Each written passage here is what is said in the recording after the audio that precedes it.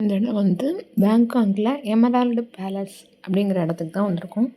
இந்த பேலஸில் நம்ம ராமாயண காட்சி ஃபுல்லாகவே அழகாக சித்திரமாக வரைஞ்சி வச்சுருக்கா. ஆனால் அது வந்து நம்மளோட ட்ராயிங் மாதிரி இல்லை, அது கொஞ்சம் டிஃப்ரெண்ட்டான ட்ராயிங்காக இருக்குது. ஆனால் அதில் வந்து ராமாயண காட்சி ஃபுல்லாகவே ராமரோ ஆஞ்சநேயர் சீதையை லங்கையில் வைக்கிறது அப்படின்னு பலவிதமான காட்சிகள்லாம் அழகாக சித்திரமாக வரைஞ்சிருக்கா. ஆனால் இங்கிலீஷ்லேயோ இதுலேயுமே போல் அவளோட லாங்குவேஜ்லேயே தான் அதை எழுதியிருக்கா.